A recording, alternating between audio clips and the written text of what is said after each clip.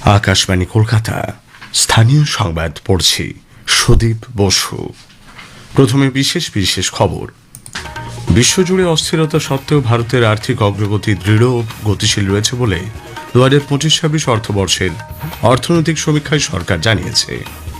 5 রাজ্যে আসন্ন বিধানসভা ভোটে রাজ্যের স্বরাষ্ট্র সচিব সহ 15 জন আইএএস আধিকারিককে পর্যবেক্ষক হিসেবে নিয়োগের সিদ্ধান্ত পুনর্বিবেচনার আবেদন জানিয়ে রাজ্য সরকার নির্বাচন কমিশনকে চিঠি দিয়েছে। বর্ষিয়ান বিজেপি নেতা তথা কেন্দ্রীয় স্বরাষ্ট্রমন্ত্রী অমিত শাহ আজ রাজ্যে আসছেন।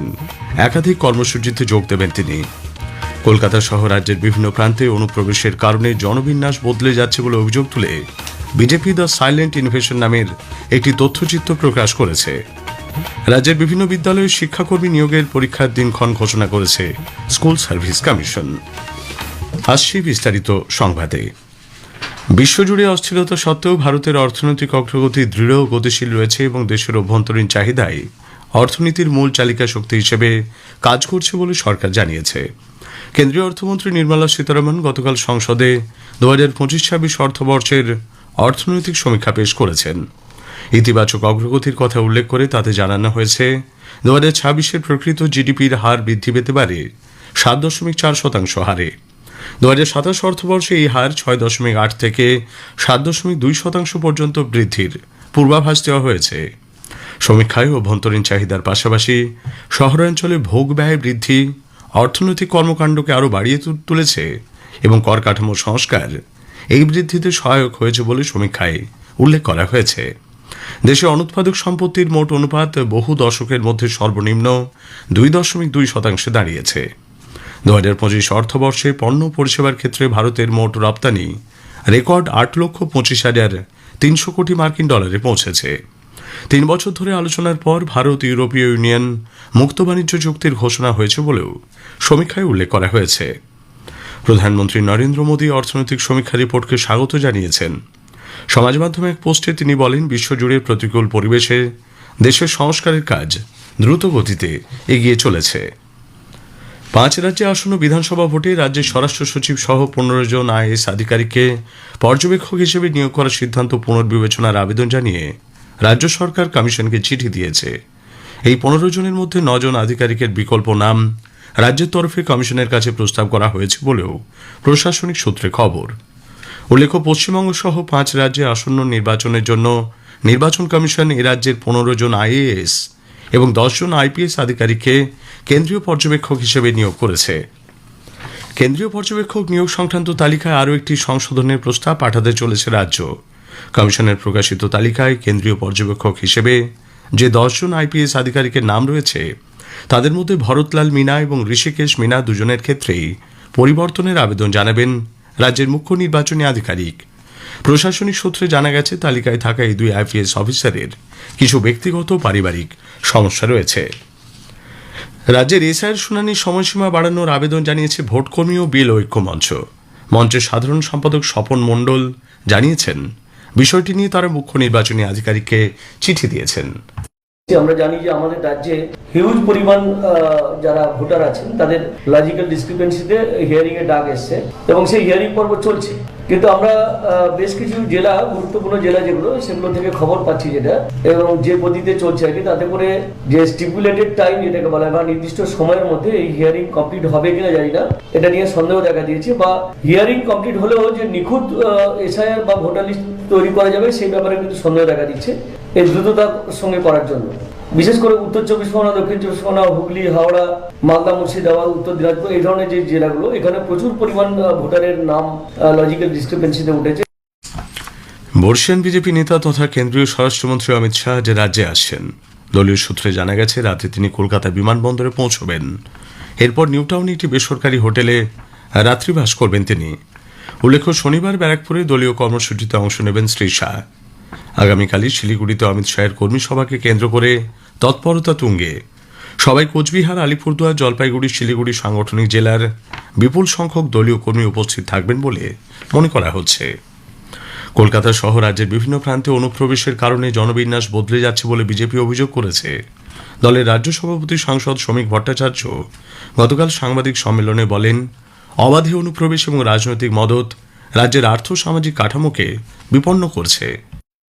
আমাদের কলকাতা রণজি দূরে রাজারহাট নিউ টাউনের মিঠু কলোনি হয়ে গেল মাসুদ কলোনি। বারুইপুরের হারদা গ্রাম, যেখানে প্রকাশ্যে রোহিঙ্গাদের জন্য দানপাত্র রেখে তৃণমূলের সম্পদ শাহজাহান শেখ আজকে সেখানে কাজ চালিয়ে যাচ্ছিল, সে হারদা গ্রামও রাতারাতি খালি হয়ে গেছে। কলকাতার গুলশান কলোনি কি করে তৈরি হলো? এই যে সাইলেন্ট ইনভেশন হচ্ছে আমাদের ডেমোগ্রাফির ওপর, এবং তার সঙ্গে বাড়ছে রেডিক্যালাইজেশন। বিজেপি শাসিত রাজ্যেও যত বাংলাদেশি অনুপ্রবেশকারী ধরা পড়েছে, তারা তাদের ফলস আইডেন্টিটি বা কার্ড, তাদের ফেক ওই আধার কার্ড তারা সংগ্রহ করেছে পশ্চিমবঙ্গ থেকে।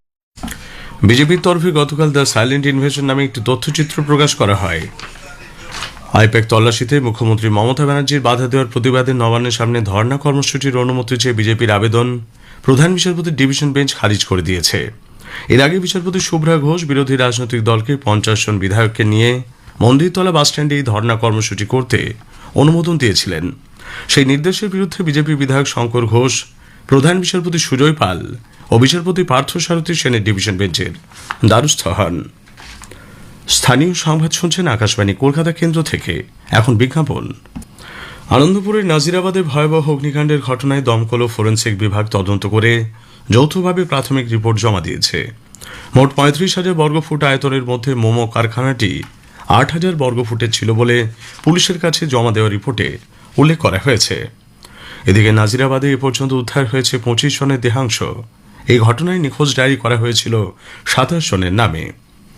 আনন্দপুরের অগ্নিকাণ্ডের ঘটনায় শাসক দল ও প্রশাসনকে দায়ী করেছে বিজেপি। বিরোধী দল নেতা শুভেন্দু অধিকারী গতকাল বিজেপি বিধায়কদের নিয়ে মিছিল করে পুলিশ অনুমতি ছাড়াও 163 ধারার বিধিনিষেধের মধ্যে ঘটনাস্থল পরিদর্শন করেন। তিনি সাংবাদিকদের প্রশ্নের উত্তরে অভিযোগ করেন, স্থানীয় তৃণমূল কংগ্রেস এবং থানাগুলির কারণেই কলকাতা সহ শহরতলির বৃহত্তর অংশ যৌতুগৃহে পরিণত হয়েছে। এখানে পৌঁছালাম, পাশে দাঁড়ানোর বার্তা দিলাম। প্রত্যেকটা নিখোঁজ পরিবার আমাদের কাছে আছে। এমএলএ অশোক দিন্দার নেতৃত্বে আমাদের টিম পুরো তাদের সঙ্গে থেকে কাজ করছে। মুখ্যমন্ত্রী তার বাড়ি থেকে 10 কিলোমিটার দূরে এই ঘটনার 3 দিন পরেও এখানে সুযোগ নিলেন না। এবার মমত্ববোধ, মানবিকতা, প্রশাসনিক দায়বদ্ধতা, সাংবিধানিক দায়বদ্ধতা, তার রাজধর্ম তিনি এখানে পালন করলেন না। রাজ্যের বিভিন্ন বিদ্যালয়ে শিক্ষাকর্মী নিয়োগের পরীক্ষার দিনক্ষণ ঘোষণা করেছে স্কুল সার্ভিস কমিশন। আগামী 1 মার্চ গ্রুপ সি বা করণিক নিয়োগের পরীক্ষা হবে। 8ই মার্চ হবে গ্রুপ ডি পদের নিয়োগের পরীক্ষা। গতকাল এই সংক্রান্ত নির্দেশিকা জারি করেছে স্কুল সার্ভিস কমিশন। দুদিনের পরীক্ষায় শুরু হবে বেলা 12টায়। গ্রুপ সির পরীক্ষার সময় 1 ঘন্টা 50 মিনিট, গ্রুপ ডির পরীক্ষা চলবে 1 ঘন্টা 20 মিনিট। নানা অনুষ্ঠানের মধ্যে দিয়ে আজ দেশজুড়ে জাতির জনক মহাত্মা গান্ধীর 78তম প্রয়াণ বার্ষিকীতে তাঁকে স্মরণ করা হচ্ছে। এই দিনটি শহীদ দিবস হিসেবেও পালন করা হয়ে থাকে। শীতের আমেজ থাকলেও রাজ্য জুড়ে তাপমাত্রার পারদ ধীরে ধীরে বাড়ছে। আজ আলিপুরের সর্বনিম্ন তাপমাত্রা রেকর্ড করা হয়েছে 17.9 ডিগ্রি সেলসিয়াস, স্বাভাবিকের থেকে 3.2 ডিগ্রি বেশি। আজ উত্তরবঙ্গের 5 জেলা এবং দক্ষিণবঙ্গের বেশ কিছু জায়গায়, বিশেষ করে পশ্চিমের জেলাগুলিতে সকালের দিকে হালকা কুয়াশা থাকার সম্ভাবনা। শেষ করার আগে স্থানীয় সংবাদের বিশেষ কিছু অংশ আরও একবার। বিশ্বজুড়ে অস্থিরতা সত্ত্বেও ভারতের আর্থিক অগ্রগতি দৃঢ় ও গতিশীল রয়েছে বলে 2025-26 অর্থবর্ষে অর্থনৈতিক সমীক্ষায় সরকার জানিয়েছে। বর্ষিয়ান বিজেপি নেতা তথা কেন্দ্রীয় স্বরাষ্ট্রমন্ত্রী অমিত শাহ আজ রাজ্যে আসছেন। একাধিক কর্মসূচিতে যোগ দেবেন তিনি। স্থানীয় সংবাদ শেষ হল। আকাশবাণী খবর পড়ছি সুস্মিতা সেন। বিশেষ বিশেষ খবর হলো, প্রধানমন্ত্রী নরেন্দ্র মোদী বলেছেন, বিশ্বজনীন চ্যালেঞ্জ সত্ত্বেও ভারতের সংস্কার যাত্রা দ্রুত গতিতে এগিয়ে চলেছে, যা প্রতিফলিত হয়েছে অর্থনৈতিক সমীক্ষায়। 2025-26 অর্থবর্ষে দেশের জিডিপি বৃদ্ধির হার 7.4% হতে পারে বলে অর্থনৈতিক সমীক্ষায় প্রকাশ। আন্তর্জাতিক অর্থ তহবিল IMF ভারত ও ইউরোপীয় ইউনিয়নের মধ্যে মুক্ত বাণিজ্য চুক্তিকে একটি ইতিবাচক পদক্ষেপ বলে অভিহিত করেছে। 5 রাজ্যে আসন্ন বিধানসভা ভোটে রাজ্যের স্বরাষ্ট্র সচিব সহ 15 জন IAS আধিকারিককে পর্যবেক্ষক হিসেবে নিয়োগের সিদ্ধান্ত পুনর্বিবেচনার আবেদন জানিয়ে পশ্চিমবঙ্গ সরকার নির্বাচন কমিশনকে চিঠি দিয়েছে। জাতির জনক মহাত্মা গান্ধীর প্রয়াণের স্মরণে সারা দেশে যথাযোগ্য মর্যাদায় আজ শহীদ দিবস পালন করা হচ্ছে। এই উপলক্ষে দিল্লির রাজঘাটে বিভিন্ন সরকারি কর্মসূচির আয়োজন করা হয়েছে। মহিলাদের প্রিমিয়ার লিগ ক্রিকেটে আজ বদোদরায় গুজরাট জায়ান্টস মুম্বাই ইন্ডিয়ান্সের মুখোমুখি হবে। রয়্যাল চ্যালেঞ্জার্স বেঙ্গালুরু গতকাল 8 উইকেটে ইউপি ওয়ারিয়র্সকে হারিয়ে দিয়েছে। আসছি বিস্তারিত খবরে। প্রধানমন্ত্রী নরেন্দ্র মোদী বলেছেন, অর্থনৈতিক সমীক্ষায় যা উঠে এসেছে তা ভারতের সংস্কারমুখী চিন্তা ভাবনার ফলাফল। সমাজ মাধ্যমে এক পোস্টে তিনি জানান, বিশ্বজুড়ে চলা প্রতিকূল পরিবেশে ভারতের সংস্কার যাত্রা দ্রুত গতিতে এগিয়ে চলেছে। এই সমীক্ষার সেই অগ্রগতির ছবিকেই তুলে ধরে। প্রধানমন্ত্রী আরও জানান, অন্তর্ভুক্তিমূলক উন্নয়নের গুরুত্ব, কৃষক, অতি ক্ষুদ্র, ক্ষুদ্র ও মাঝারি শিল্পোদ্যোগ, যুব কর্মসংস্থান ও সামাজিক উন্নয়নের ওপর বিশেষ লক্ষ্য অর্থনৈতিক সমীক্ষায় ফুটে উঠেছে। তিনি বলেন, এই অর্থনৈতিক সমীক্ষা ভারতের আর্থিক ভিত্তির দৃঢ়তাকে তুলে ধরে বৃদ্ধি ও উন্নয়নের লক্ষ্যে সরকারের প্রতিনিয়ত প্রচেষ্টার প্রতিফলন। এর ফলে বিনিয়োগকারী, ব্যবসায়ী ও সাধারণ নাগরিকদের মধ্যে আত্মবিশ্বাস গড়ে উঠবে। 2026-এ প্রকৃত জিডিপির হার বৃদ্ধি হতে পারে 7.4% এবং 2027 অর্থবর্ষে এই হার 6.8 থেকে 7.2% পর্যন্ত বাড়বে বলে অর্থনৈতিক সমীক্ষায় পূর্বাভাস দেওয়া হয়েছে। কেন্দ্রীয় অর্থমন্ত্রী নির্মলা সীতারামন গতকাল সংসদে 2025-26 অর্থবর্ষের অর্থনৈতিক সমীক্ষা পেশ করেন।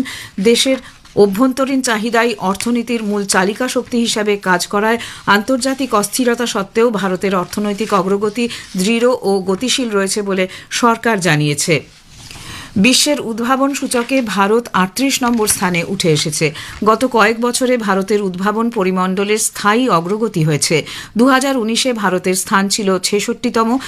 অর্থনৈতিক সমীক্ষায় জানা গিয়েছে, উৎপাদন, গবেষণা, স্টার্ট আপ ও প্রযুক্তি ক্ষেত্রে সরকারের উদ্যোগ দেশকে উদ্ভাবনী কেন্দ্র হিসেবে এগিয়ে যেতে সাহায্য করছে। 3 বছর আগে 6.5% থেকে ভারতের আর্থিক বৃদ্ধির হার 7% পৌঁছেছে বলে কেন্দ্রীয় সরকারের মুখ্য অর্থনৈতিক উপদেষ্টা ডক্টর ভি অনন্ত নাগেশ্বরন জানিয়েছেন। নতুন দিল্লিতে গতকাল অর্থনৈতিক সমীক্ষা নিয়ে কথা বলার সময় সাংবাদিকদের তিনি বলেন, কোভিডের আগে জিডিপি বৃদ্ধির হার ছিল 6.4%, 2025-এ 6.5 এবং এবছর 7.4-এ পৌঁছানোর সম্ভাবনা রয়েছে। India's growth numbers stand out in comparison to any other part of the world, and that is why we call India a oasis of economic performance in the global scenario. And if you look at the last few years in comparison to pre-COVID average, real GDP growth pre-COVID was 6.4%, and in FY25 was 6.5%, and this year, as I said, MOSPI is predicting 7.4%. Private final consumption expenditure growth is 7% for this year, on top of 7.2% last year. And in real terms, gross fixed capital formation is going to do a lot better. বিশ্ব ব্যাংকের সভাপতি অজয় বাঙ্গা বলেছেন, ভারত দেখিয়ে দিয়েছে যে এদেশে ব্যতিক্রমী বিকাশ সম্ভব। ভুবনেশ্বরে সাংবাদিকদের সঙ্গে কথা বলার সময় তিনি আশা প্রকাশ করেন যে ভারত অবশ্যই অর্থনৈতিক সমীক্ষার পূর্বাভাস অনুযায়ী বিকাশ হার অর্জন করবে। গত 10 বছরে ভারতের পরিকাঠামো ক্ষেত্রে যে স্তরে বিনিয়োগ হয়েছে তা খুবই প্রশংসনীয় বলে শ্রী বাঙ্গা অভিমত ব্যক্ত করেন। বিশ্ব ব্যাংকের সভাপতি বলেন, ভারতে জনসাধারণকে দক্ষ করে তোলা 2047 সালের মধ্যে বিকশিত ভারতের লক্ষ্যে পৌঁছানোর ক্ষেত্রে খুবই গুরুত্বপূর্ণ। স্বচ্ছ, নিরপেক্ষ এবং নিরাপদ কৃত্রিম বুদ্ধিমত্তার এআই ইকোসিস্টেম তৈরিতে কাজ করার উপর জোর দিয়েছেন প্রধানমন্ত্রী নরেন্দ্র মোদী। কৃত্রিম বুদ্ধিমত্তার নৈতিক ব্যবহারের সঙ্গে কোনো রকম আপোষ চলবে না বলে তিনি স্পষ্ট জানিয়েছেন। নতুন দিল্লিতে তাঁর বাসভবনে গতকাল এআই ক্ষেত্রে বিশেষজ্ঞ এবং সিইওদের সঙ্গে তিনি কথা বলছিলেন। প্রতিটি ক্ষেত্রে নতুন প্রযুক্তির ব্যবহার এবং জাতীয় উন্নয়নে তা কাজে লাগানোর উপর জোর দিয়ে প্রধানমন্ত্রী মূল ক্ষেত্রগুলিতে দেশীয় প্রযুক্তি ব্যবহারের আর্জি জানান। খবর শুনছেন আকাশবাণী থেকে। অর্থনৈতিক অর্থতহবিল আইএমএফ ভারত ও ইউরোপীয় ইউনিয়নের মধ্যে মুক্ত বাণিজ্য চুক্তিকে একটি ইতিবাচক পদক্ষেপ বলে অভিহিত করেছে। বিশ্বজুড়ে বাণিজ্য নিয়ে অনিশ্চয়তার মধ্যে ভারতের এই পদক্ষেপ অর্থনৈতিক সংহতি সুদৃঢ় করার প্রয়াস বলে তাদের পর্যবেক্ষণ। সম্ভাবনাময় বাজার অর্থনীতি সম্পর্কে কিছু প্রশ্নের উত্তর দিতে গিয়ে আইএমএফ এর অর্থনৈতিক পরামর্শদাতা এবং গবেষণা বিষয়ক অধিকর্তা পিয়ের অলিভিয়ের গুরিনশাস বলেছেন, বিশ্ব বাণিজ্যের ক্ষেত্রে ঝড়ঝাপটা সত্ত্বেও বাণিজ্য সম্প্রসারণে সরকারগুলির সদিচ্ছার পরিচয় মিলেছে সাম্প্রতিক বাণিজ্য চুক্তিগুলিতে।